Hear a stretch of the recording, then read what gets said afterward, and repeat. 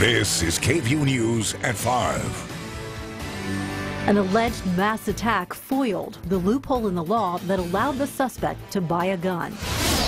Plus, the search for the Facebook killer is over. Tonight, Mark Zuckerberg weighs in on preventing an incident like this from happening again.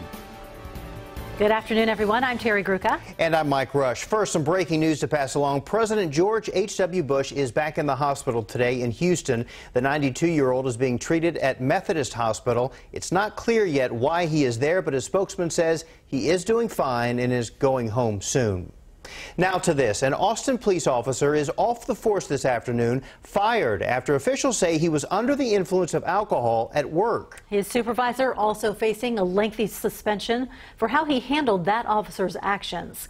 Interim Police Chief Brian Manley just wrapped up a press conference. KVUE's Tony Plahetsky is live at APD headquarters with the details. Tony? Well, Mike and Terry, the irony in all of this is that the officer who was fired for suspected on-the-job intoxication runs the breathalyzer at the Travis County Jail. Officials learned that he might be under the influence after he ran a test on himself.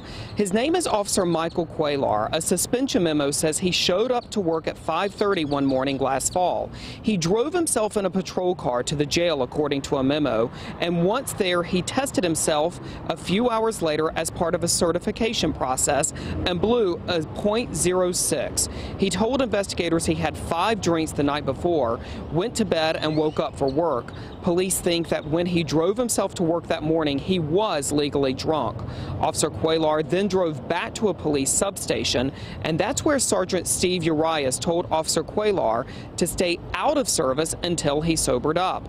A disciplinary memo suspending him for 60 days says he didn't tell other supervisors what happened and that he only said something when others learned about the blood alcohol reading. Now, as part of his punishment, he will be on probation for a year and faces firing if he violates any other department policy. Here's what Interim Police Chief Brian Manley said about the incident. We have a zero tolerance policy in the Austin Police Department for DWI. And we have a zero tolerance for showing up at work under the influence of alcohol or drugs. We are a zero tolerance in the workplace. We have several programs in this department to help our officers, and I encourage any officer that will see this press conference or see this on the news that it is important that you come forward if you need help, if you know of a fellow officer that needs help.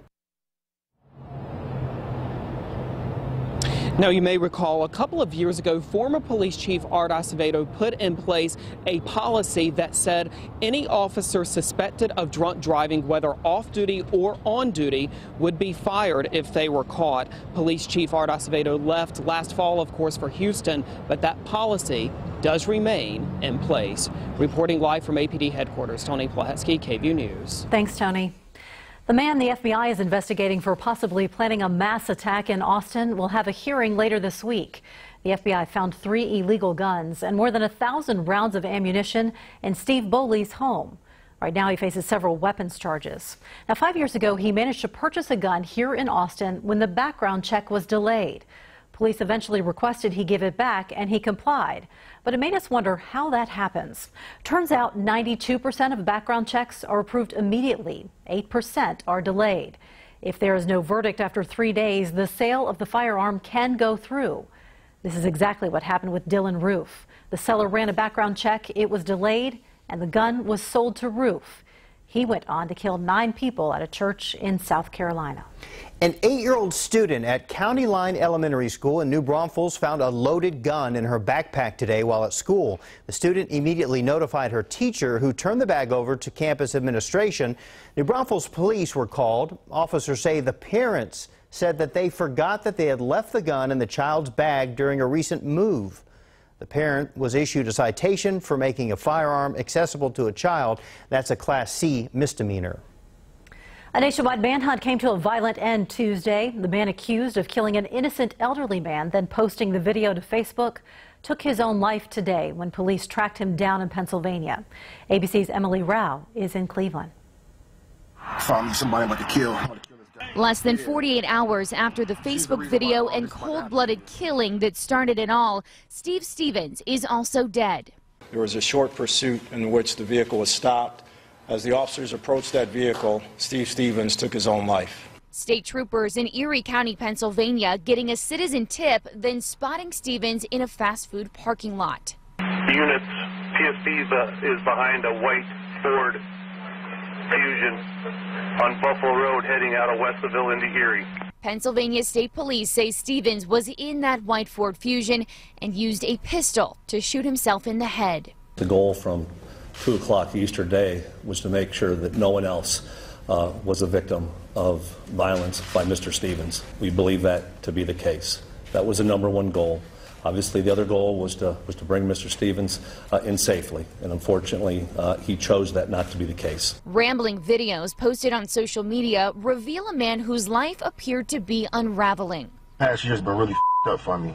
And Tuesday afternoon, Facebook CEO Mark Zuckerberg acknowledging the innocent victim and this tragedy as a catalyst for change. We have a lot of work, and we will keep doing all we can to prevent tragedies like this from happening. And the family of the victim in this case making it a point to say that they forgive Steve Stevens. Emily Rao, ABC News, Cleveland, Ohio. With just 6 weeks left in the 85th legislative session, both the House and the Senate are passing numerous bills. KVUE political reporter Ashley Godot is live at the Capitol. And Ashley, a bill passed in the Senate today will undo a City of Austin ordinance. Yeah, Mike, the bill deals with short-term rentals, or STRs, those houses rented out on websites like HomeAway or Airbnb. Now, you'll recall STRs have been a controversial issue in Austin, with the council voting to phase out and ban Type 2 STRs. Those are the houses where the owner doesn't live there and the house is solely used as an STR. Now, the bill passed today lets cities regulate STRs, but they can't ban them. Austin Senator Kurt Watson tried to add an amendment to let Austin keep its current rules, but that amendment failed. The bill goes to the House now.